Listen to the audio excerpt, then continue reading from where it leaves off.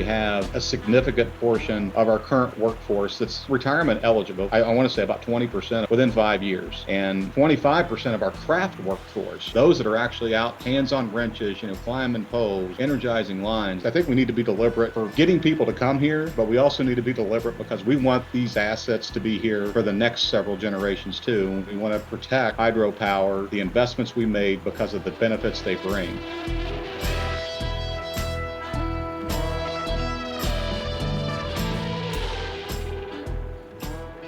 Welcome back to DAM, the official podcast of Northwest Hydropower. I'm your host, Austin Rohr, and I manage all things communications here at Northwest River Partners. We've spent a lot of time in 2024 discussing the workforce behind hydropower and public power, and for good reason. There is both a tremendous challenge to fill critical positions and a tremendous opportunity for those who can step up to fill them.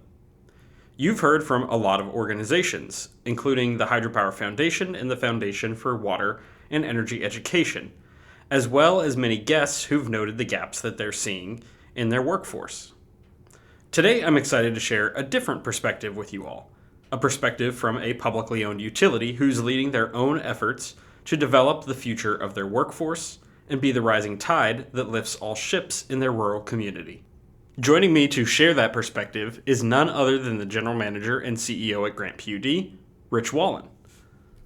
Well, Rich, thank you so much for making the time to join us on DAM. I really appreciate it, and really looking forward to today's conversation. I think it's an interesting angle that our listeners are going to be really excited to hear about and hear what you all are doing over there. Yeah, no, thanks, Austin. I really appreciate the opportunity to come on. Long-time listener, I guess first-time participant. So yeah, thanks for having me.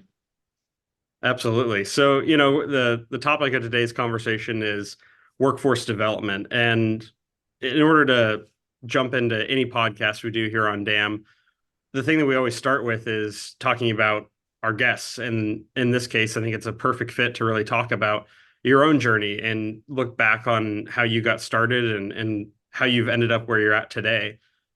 So give us a little bit of your own backstory and I guess, your experiences being developed into the workforce leader that you are now. Yeah, for me, Austin, it really started, when I was 17 years old. I looked around at, I grew up in West Virginia in a small community, and I really wanted to be a mailman. I wanted to be the mail carrier. My mail carrier, he had a nice car, nice pickup truck, and a motorcycle, and I thought that's what I want to do. So how do I get to there? So being, as young as I was, and feeling like at that point in time I wasn't ready for college, I decided to go talk to the Navy recruiter and talk to the Navy and said, I want to be a mailman. I want to be a postal clerk when I get out of the Navy. And they said, well, take this test. And so they set me down and I took this, what they called the NFQT, the Nuclear Field Qualifying Test. And it was basically for the entrance exam for the Naval Nuclear Propulsion Program. And I scored well enough on it. And they said, well, hey, how about joining this? I had no idea what it was. It was just looked like you could advance pretty quick, and they gave you $3,000 to sign up for it. So I said, I'm in, right? It was all $3,000 in 1988 was a lot of money to me. And so I joined this Naval Nuclear Power Program, and I spent about 10 years in the program in the Navy, running nuclear power plants on board an aircraft carrier, as well as performing maintenance and other duties. And when it came time for me to reenlist or decide what I was going to do, whether make a career or not, I decided, given the job market at that point in time, I just got out, went to work in commercial nuclear power, which then exposed me to different types of power generation in the commercial world, including nuclear gas. I worked in coal plants, worked in pump storage before coming out here to Grant PUD back in 2017 to be the director over the power production organization here. So, during that period of time, I went back to school as a working adult to get my bachelor's degree, get my master's degree, utilizing the programs that we had available to us at those different employers that provided tuition reimbursement. It's not the traditional journey, but it's been a really good journey. And I think that it's really led to the passion that I have here now for us at Grant to continue to develop talent. I mean, we either have the choices to make. We can either build, buy, or borrow the talent. And, we're doing a little bit of the combination of all the above here right now to ensure that we are set up for success into the future. Speaking of journeys, I just want to quickly touch on as well. You mentioned your upbringing in West Virginia, and now you're here in the Pacific Northwest. How has the journey been getting over here, and what was it like coming to Grant PUD back in 2017? Yeah, I had worked traditionally in the Mid-Atlantic, and southeastern United States, and there was a bit of, not only just from a political standpoint, because coming to Washington State with very aggressive, carbon goals in place already, that was something that we were hearing about out there, but it also influenced the decisions we were making at that point in time because while when I was with Dominion, Virginia Power, we actually built a new coal plant in 2009, 2010. Um, but that's definitely not part of the landscape here. So it's just a different way of thinking, given the current set of regulations and legislation they have in those different areas.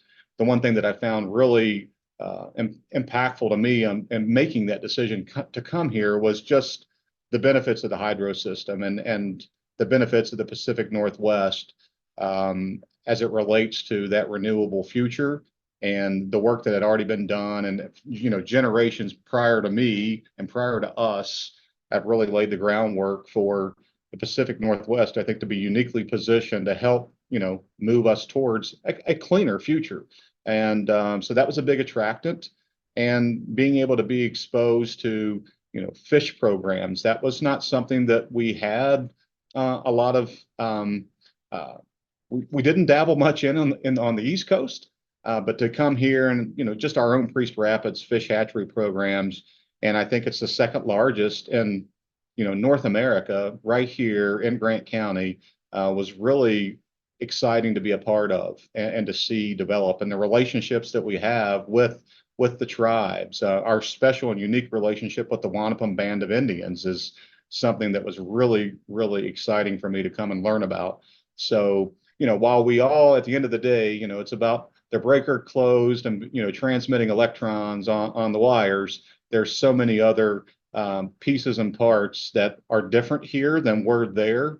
But I think they've all created these unique learning opportunities for me because to me, I always go by the mantra, if you're the smartest person in the room all the time, you probably need to go find a different room. And that is one thing here that I never have to worry about because I'm never the smartest person in the room, but it always provides great learning opportunities.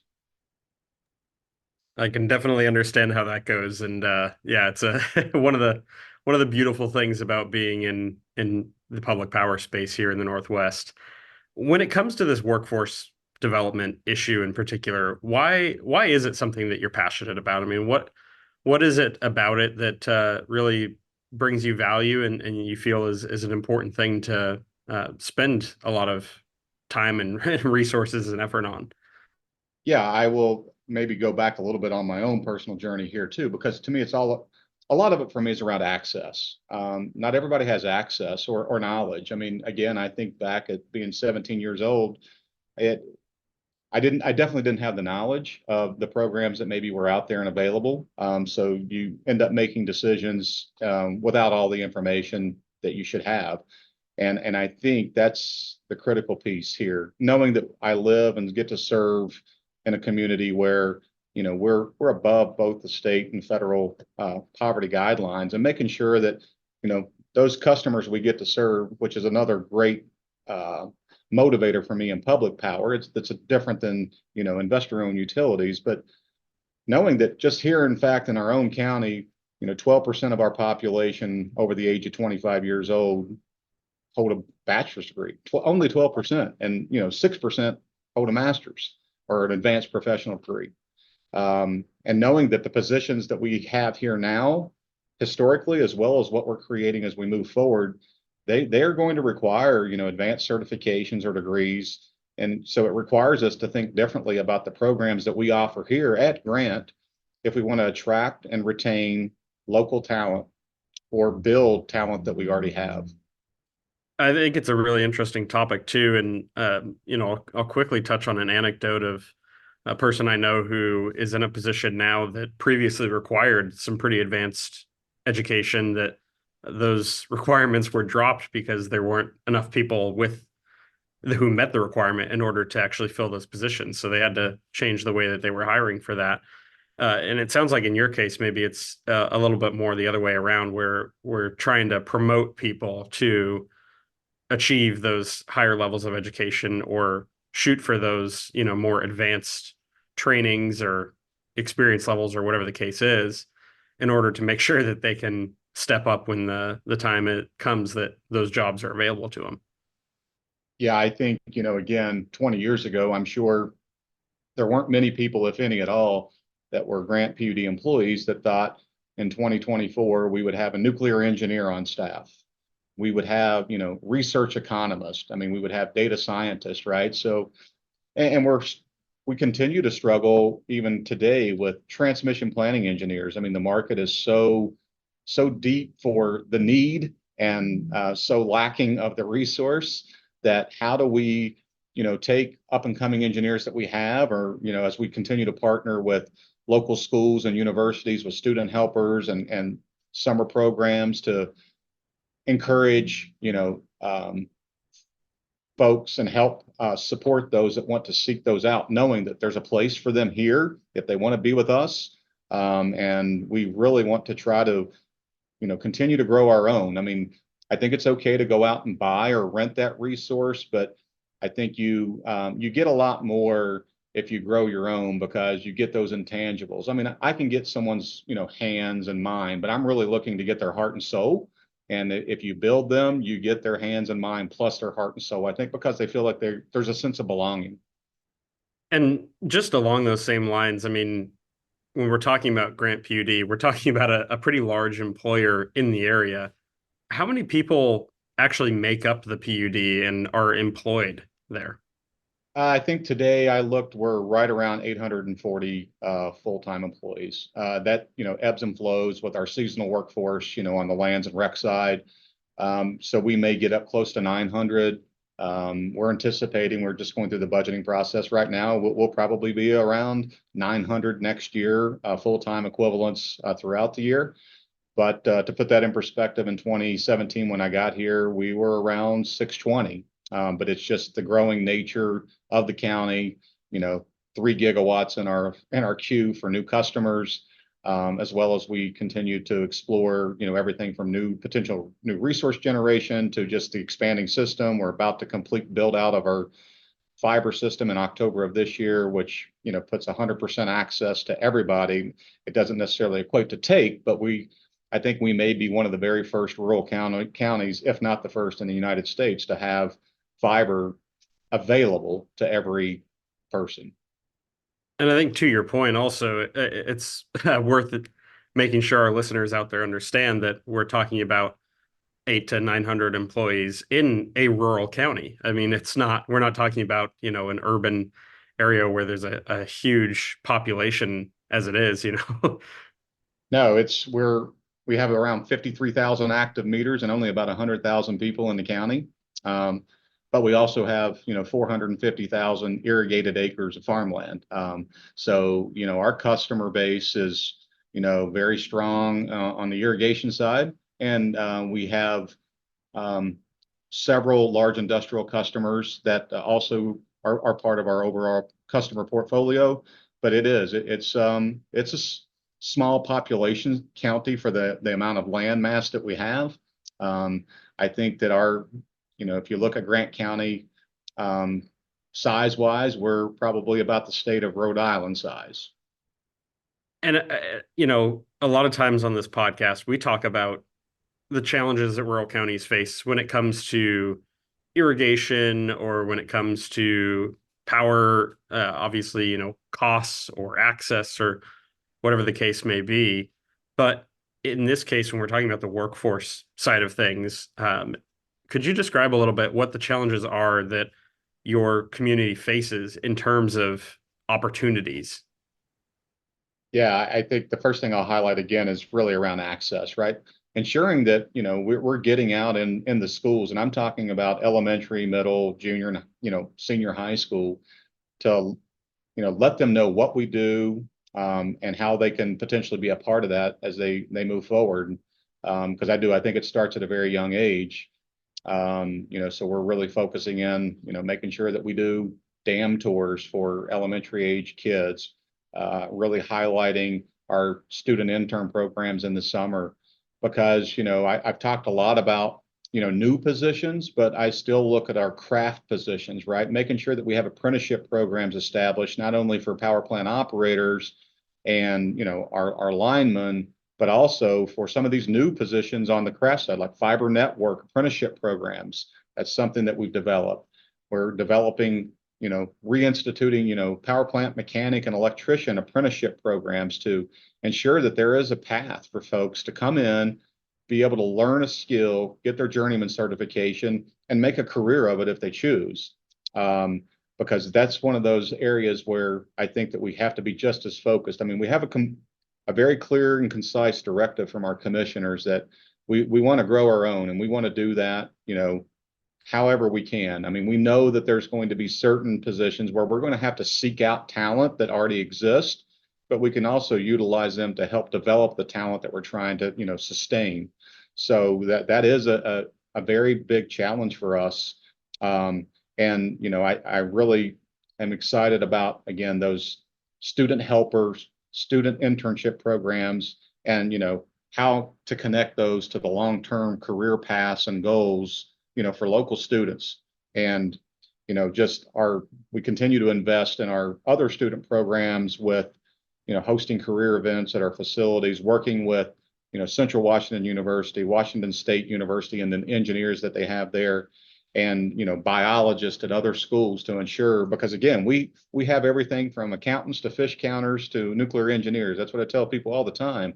And yeah, this is some, PUD in Central Washington that you could drive by on the interstate and wonder where they even are. But we're here, and I think that's the exciting piece, because we're not unlike many others where we have a significant portion of our current workforce that's retirement eligible. I want to say about 20% of our current workforce within 5 years.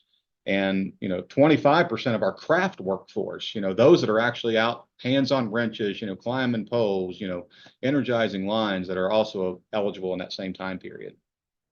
And when it comes to that education piece specifically, as you mentioned, there's a lot of positions that require, engineering backgrounds. And then there's also those craft positions you're talking about where they're really skill based, but obviously it takes a tremendous amount of understanding in order to not only develop those skills, but also be proficient at actually performing the job in a safe and productive manner.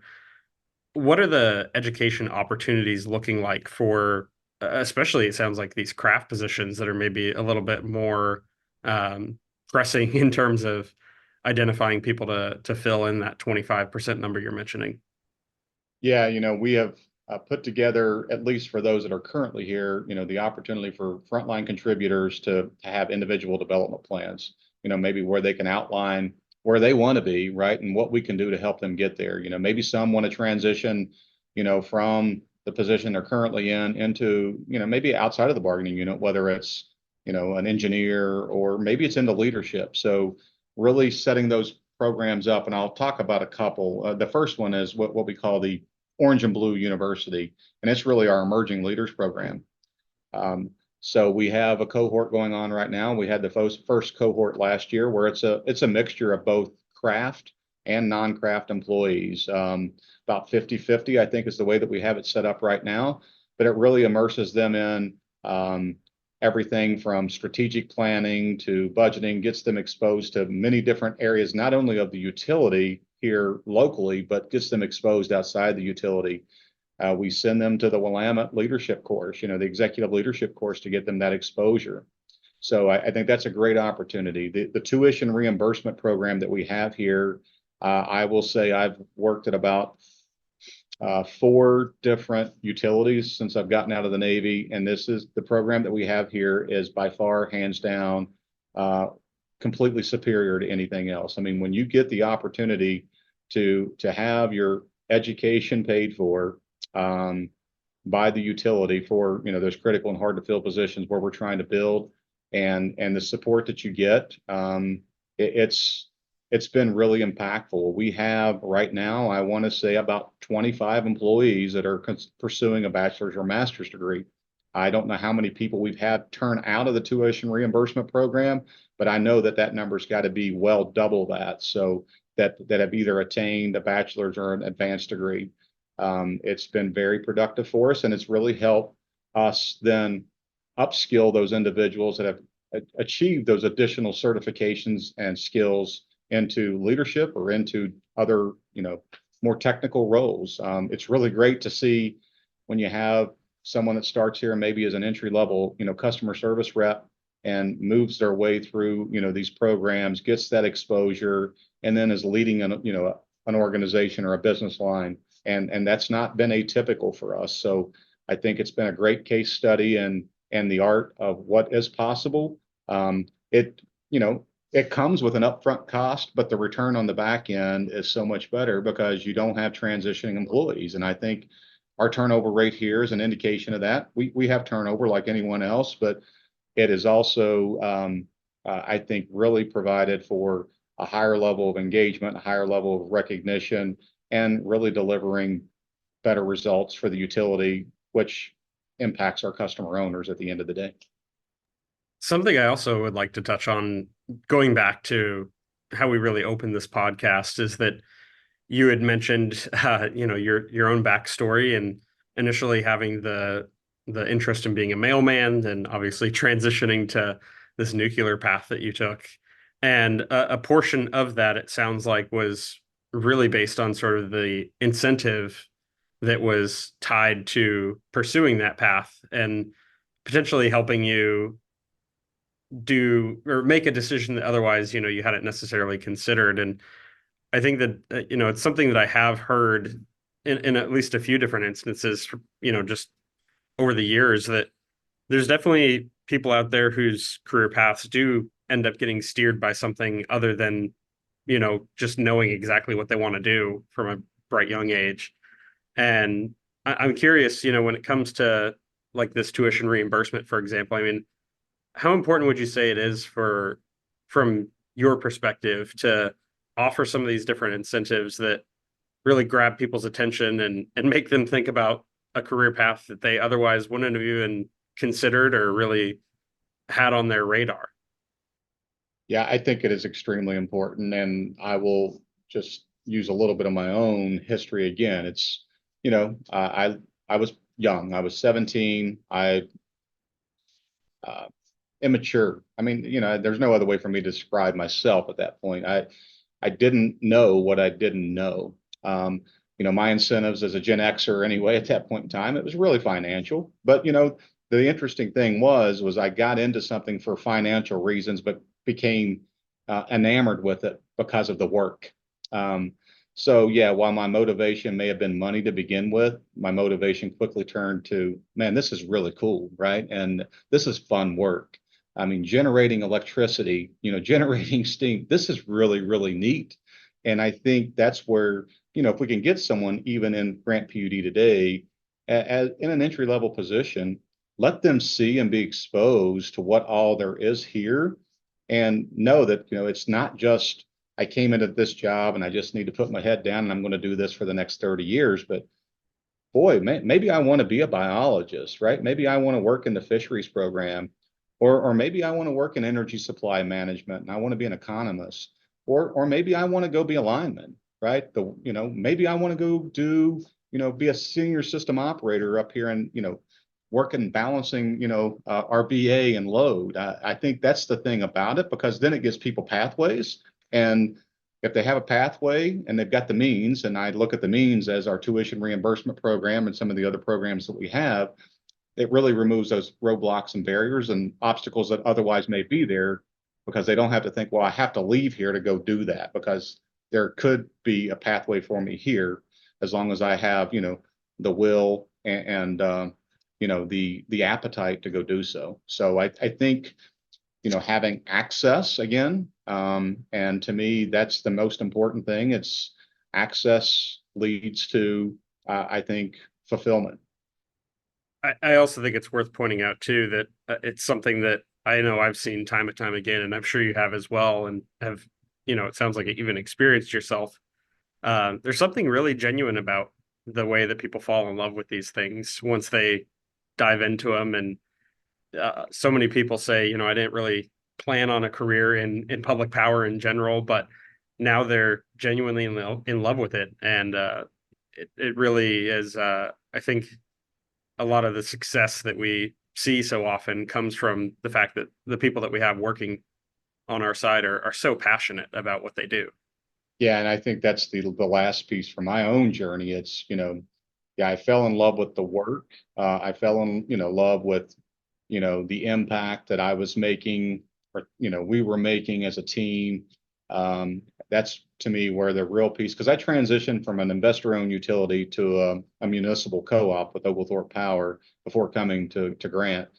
But really being able to tie not only an electric membership co-op to the work that I was doing, but really being able to tie it here to my neighbor, right? My neighbor and the rest of my neighbors are all owners of this utility, and knowing that the decisions that we make have a direct impact on them, and we get the opportunity to make that impact for all the right reasons. And I think that is, to me, working for the public is it's a calling, I think. I mean, it's much like for me what serving in the military was. You're there's a different purpose that I think draws us in. And I think that leads to, again, you you can get, someone's mind and hands with money, but if I want to really get their heart and soul, it's about a higher purpose, I think. Absolutely. And to further that point, I think that it really does make all the difference on the tail end of things, when you see how hard people are willing to, put in the work to make sure that they achieve the best outcomes for their communities. When we are talking about the workforce challenges that we're seeing specifically, I know we've touched on the retirements, we've touched on some of those higher education levels or the different positions that require some really advanced skills, but are there particular areas where we're maybe even, beyond Grant and just as kind of the public power industry as a whole, are there areas where really kind of falling behind or seeing just a really big gap between the positions we need to fill and the people that are out there to fill them? Yeah, I highlighted one on the transmission planning engineers. I do. I think that's not a grant centric problem, and I think it's going to become more of a utility wide opportunity for those that may not be experiencing the growth that we are. But let's learn from one another. I also think that I'll just highlight a little bit on the enterprise technology front. The more that we all I often joke with my enterprise technology folks here that we're not an electric utility. We're an enterprise technology company that just happens to generate electricity. And I think that what we're starting to see there with everything from, data management to data governance to, not only from a business network, but an operational network, we're becoming more and more enterprise technology focused. And the demands and available market from everything from network administrators to platform engineers, we're seeing the challenge, and we've had to be creative even here at Grant. In the meantime, we offer hybrid work arrangements for some positions, and it's proven to be beneficial for us in recruiting. It's when someone has the opportunity to work from remotely 2 days a week, or in some instances, we have people that work remotely even more frequently than that. But we really focus on local. I mean, that is, if we can get someone local, that is great. But if we can't get them locally, can we get them, in the region? Or if we can't get them in our region here in Washington State, then can we get them in Washington State?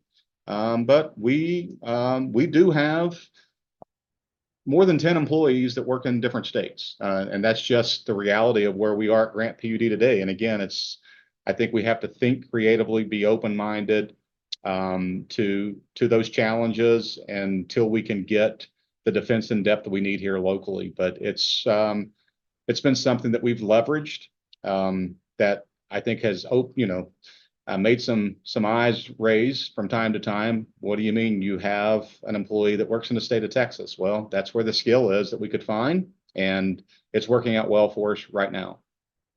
And as far as the flip side of it, where we're at, I mean, is there more that we can be doing to foster these different people and get them into these different careers? I mean, I know we've talked a lot about the programs that are already being offered by at Grant, for example, but even just, speaking for public power as a whole, I mean, um, what from your perspective should we be doing to get on top of this even more than we already are? Yeah, I think the trade associations are another great platform for us to go out and explain, champion for the work that we're doing and the opportunities that exist. I think the more focus we have on that, whether it's just through in NWPPA or PPC, or quite honestly even APPA. I mean, how do we educate, inform? Because I'm sure that there's many people that have very little knowledge about pathways to entry into these type of work. I mean, and when we're competing against I have a Gen Z kids, and they want to work for a purpose, right? Or mine do. I mean, it's not about salary, it's about purpose. And I think what greater purpose if we can profess what we're doing, how we're impacting our communities, and really show the value there. It may influence some of them that maybe doesn't want to, maybe that glamorous job with some great technology company isn't as attractive if they can go back to where they're from and make that kind of impact and have that sense of purpose working in their local communities. And the state of Washington, with a number of PUDs, or this entire Pacific Northwest, I think is a great platform to attract and retain talent. And one other initiative that we're talking about here and program is we want to make sure that we're representative of the community we serve, through diversity, equity, inclusion, and belonging activities. I mean, we want everyone to feel like they belong, whether you're a Gen Xer like myself or a Gen Zer. I think it's not about age. It's not just about age. It's about everything. But I want to make sure that Grant PUD is looked at, as well as PUDs and public power in general, as a place where people feel like they could come, make an impact, make a career, and feel like they belong there the entire time that they're there. Now, this being a hydropower podcast, I think at some point, we got to get in the hydropower question. But I may have already told this story on the podcast before. That's kind of one of the fun things about doing this for almost 2 years now, is that I probably tell my stories multiple times, and people who listen regularly have to endure with that. But nonetheless, I went on a dam tour earlier this year, and as part of that tour, we went out and had some lunch afterwards, and we were in the town just outside of this large hydroelectric dam. And we got to talking to the owner of the restaurant, who happened to also be the mayor of the town. And it was a really great conversation. But, one of the big things that came up was, he said, we have so many students, so many young kids in this area, including his own, that they can't really retain in the community. And they would love to find a way to get more of them involved in hydropower, because they have not one but two local dams that those students could potentially go on to get more involved in later in life. And so I guess the question really then becomes, what is the role of hydropower, of the the folks that operate hydroelectric facilities, Grant being one of them, in supporting job opportunities and attracting people to come work in energy, but even more specifically, to come work at some of these hydropower facilities that we have here in the Northwest. Yeah, I think that our role is highly important to ensure that we're going out for advocacy, right? I mean, to me, advocacy and tying it back, right, making it personal. And I love to have the conversation here with our irrigators. I mean, to me, it's the importance of the work that we do, how that feeds into the work that they have done for us and continue to do, and how, these passive entry, right? Because not everything, it's not as simple as, well, just, have your child or, your grandchild go to school, get a degree in engineering. I mean, because there are multiple ways to enter, but ensuring that, again, we are really getting out and talking about the multiple ways of entry and the impacts that they will have. Whether it be, and we've recruited a lot from the military. I mean, it's, make no secret about it. A gas turbine specialist on a naval vessel or a nuclear power plant operator. I mean, those are great pathways of entry to someone coming and work in operations or system operations. Same way with mechanics and electricians. But that, along with the college route. I mean, those are also paths for people to come in, or there's other paths to come in too, even for those that maybe just have gone to trade school. And I think that's where we're really focusing in some efforts too, is and the trades, to ensure that whether they go to line school or whether someone goes through a different, meter relay program somewhere, how can we bring them in and have a spot for them too? And I think that's the critical piece around apprenticeship programs, because then you're not only looking for people that have journeyman certifications, but you're allowing a way for someone to come in that, maybe is from here. They don't have to leave here. They can stay here and work their way through a 39-month or a 60-month apprenticeship program to really, at the end of the day, have a great livable wage job in the community that they grew up in and get to serve that community. Because we have multi generations here now that work at the PUD. There's a lot of fathers and sons, mothers and daughters, or husbands and wives. I was talking to an individual not so long ago that they're fourth generation here at Grant PUD. We just had an individual that is leaving us in the not too distant future. 40 years at Grant PUD. To me, these are all things that we should be championing, be proud of, because I think that helps sell the work that we do, the organization we are, and the impact that they're making. So, to me, it's probably all of the above, Austin. I think that we need to be deliberate. We need to be deliberate, and I'll get on my hydropower soapbox. I think we need to be deliberate for getting people to come here, but we also need to be deliberate because we want these assets to be here for the next several generations too. And we want to protect hydropower, the investments we made, because of the benefits they bring. And it's not just around, I mean, I can talk about electric generation, but I'll highlight, the positive impacts that we've had on fish returns. I mean, the recreational opportunities that we provide, the irrigation that it helps provide. I think that that's some of the things that at times go not stated enough.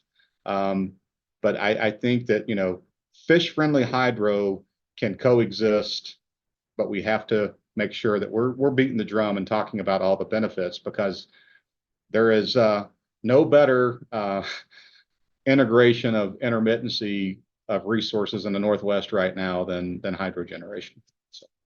And I'll just say as well, for the the purpose of the podcast, I mean, I think it fits the topic that we're discussing today, that actually the Priest Rapids hatchery facility is something that I got to see about 10 years ago now, and that was probably the thing that sparked my own inspiration to get into this industry myself. So I can certainly attest to the value of seeing it hands-on and seeing the incredible things that are happening there in terms of the amazing salmon returns. And I've been lucky enough to go back now and see it again a few years ago, and just even in that span of time to see how much progress was being made is really impressive. So I definitely can speak to that personally here and back up what you're saying. And I also think too, it's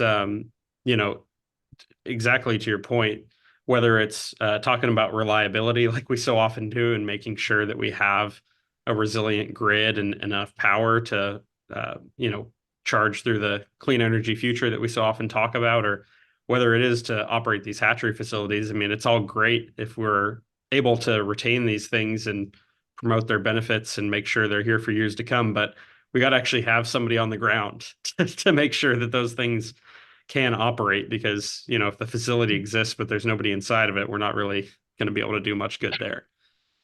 Yeah, for sure. So one other question that I want to ask you too here is, as far as talking about Grant today, talking about a relatively large utility in our region, obviously there's some pretty unique advantages there that are really exciting. But when it comes to some smaller utilities out there, I imagine obviously a lot of times some of our own folks are listening to these podcasts in addition to just the general hydropower interested person out there. What can others do to pursue similar efforts on maybe a smaller scale? I mean, are there things that you could, say today that might be a good recommendation to another utility out there who's listening that wants to try and foster some workforce development in their own community? Yeah, I would just say, if nothing else, just don't be afraid to start small. I mean, even on a tuition reimbursement program, if you have one today, maybe take a look at it. Are there things that you could do to enhance it?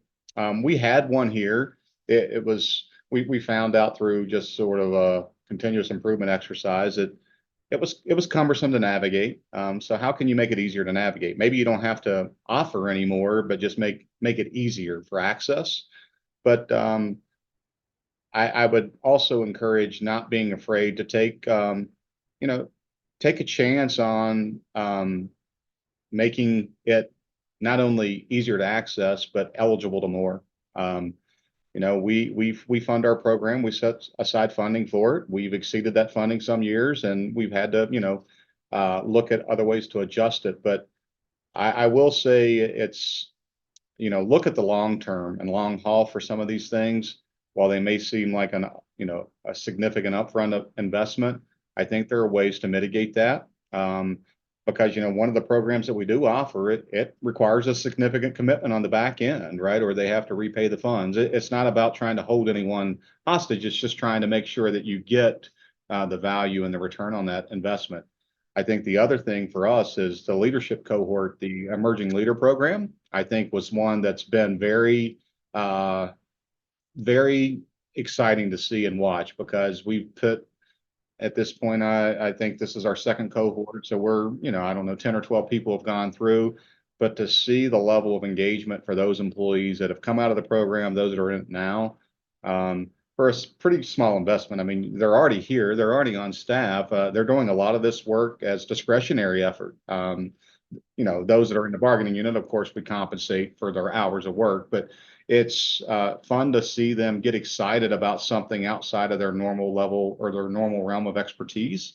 And the questions that they ask, the way they engage, even because we bring them into the commission meetings for their report out at the end of their cohort. And it's just, we've had leadership summits where we have them come in and to see them, the first leadership summit of the year and how almost nervous, maybe uncomfortable they are, but to see them later in the year and how they've matured, not only through public speaking, but just their willingness to go up and talk and engage and be part of productive conversations has really been exciting and fun to see. So some of these don't cost as much as others.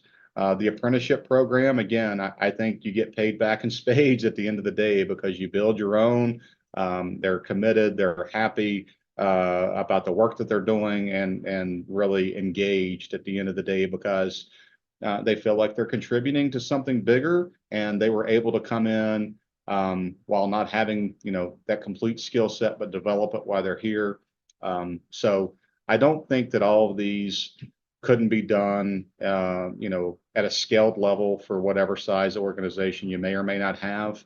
Again, we're not a small PUD, but I don't think it precludes a small PUD from trying something different. And anyone that has any questions about what we've done or wants additional details or information, please reach out to me. I mean, we would love to share what we're doing because to me, that's another benefit about public power.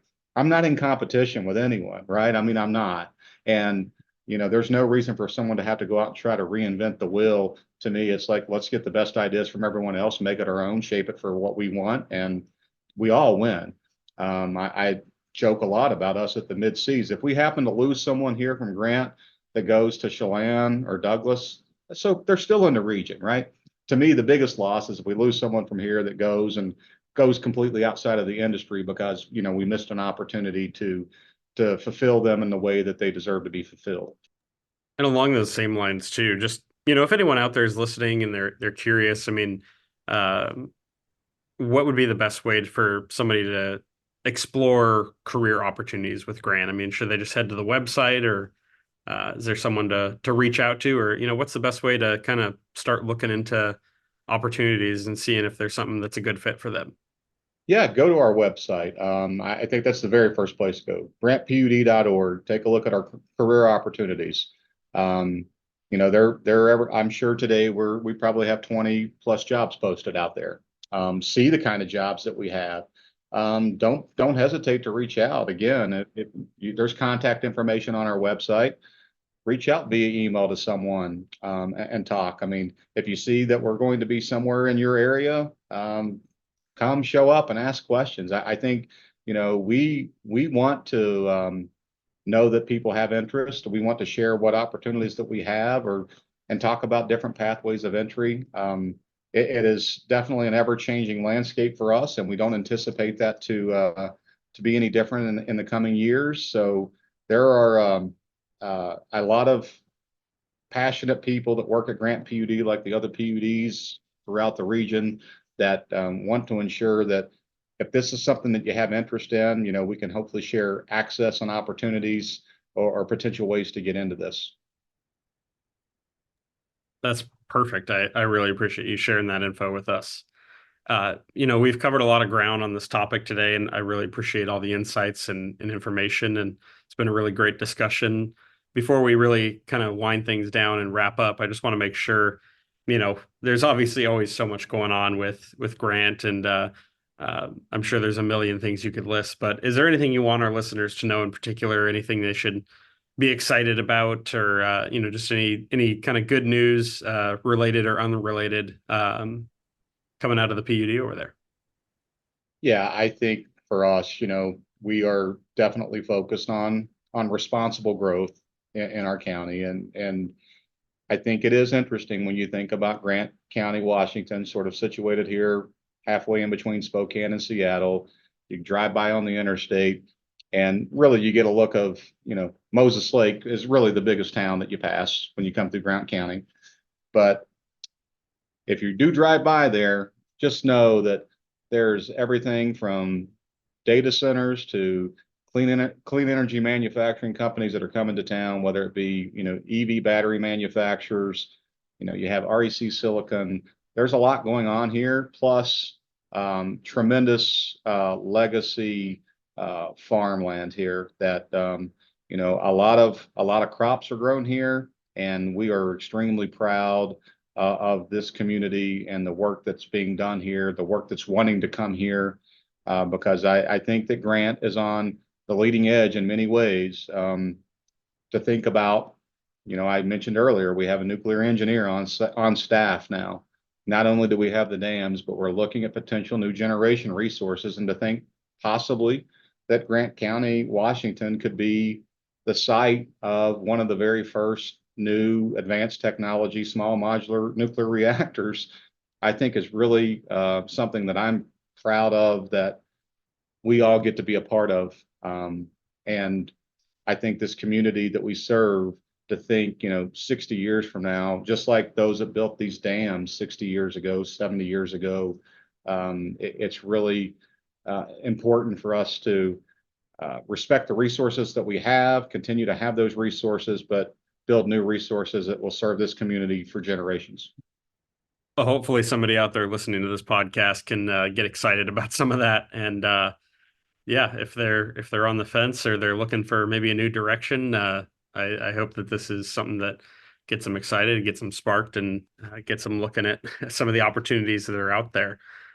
As we do wind down here to the end, and you may be familiar with how we wrap up these podcasts, but either way, it's always an interesting little thing that we like to do, and kind of put our guests on the spot, but also give them, an opportunity to, close out the same way we open, which is letting people know a little bit more about our guests themselves, and letting them kind of tell their own story. And I typically try not to steer people in any direction with this or like bias anyone with what they want to say. I like to let them have the floor. But given today's tone of the podcast, I think maybe it's appropriate for me to say that in this case, it would make sense to tailor this little advice segment that we close out on with maybe something tied to today's topic. I mean, it doesn't have to be, and typically I tell people not to get too wrapped up in it. But given the journey that you've been on with your own development and where you're at in your career now, I mean, I think that our listeners could definitely learn a thing or two and could appreciate some advice that you might have for folks out there just trying to understand their own journey and where they want to go and where they're looking to end up. Yeah, thanks, Austin. I think for me, it's uh, trust your own gut, trust your own journey. It's not where you start, it's where you finish. And I think it's not about attainment of any, for me, positions or titles. It's just about the fulfillment. I mean, I started out, mowing grass and putting up hay, and I worked at McDonald's. I flipped burgers. Again, I enjoyed that work when I was 15 and 16, but it sometimes it takes longer for some of us to figure out what we want to be when we grow up. And it took me probably 10 years or 8 years after high school to really understand that this is what I wanted to do. And then what do I need to continue to do to make sure that I'm, moving in the direction that I want to head in. And to me, that's the beauty of it. That's all of our individual choices, and we can make those choices. Don't underestimate your own abilities. I do believe that you can do a whole lot more than maybe you think or you've been told that you can do. It just in some instances it takes some perseverance, it takes some dedication, but if you're willing to roll up your sleeves and do the work, I opportunities will present themselves. It's not luck, it's when preparation meets up that opportunity. And I would just encourage you all to challenge yourselves and don't let anyone else tell you what your journey should or shouldn't be. Make it your own and put in the work. Oh, yeah, I think that's very well said, and I definitely appreciate the advice for all of our listeners and even myself as well. I think it's a really solid piece of advice. So appreciate that, and I also just appreciate the time today to talk about what y'all are working on. And I think it's such an important topic. It's why we talk about it so often on this podcast. Is making sure that we actually have the people behind all the big ideas and big issues that we're so often covering. So yeah, thanks for making the time, and really look forward to people getting a chance to listen to this one, and hopefully we drive some new people your way, if nothing else, so we get some good inquiries coming in about jobs over at Grant.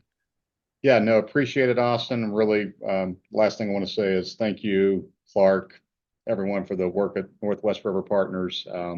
Again, it takes us all. It takes a village for what we have ahead of us and what we need to do, and we can do this together in a thoughtful, responsible, and reliable way. There's no doubt in my mind. Well, thank you. Really appreciate it. And yeah, we'll obviously talk soon. Yeah, take care.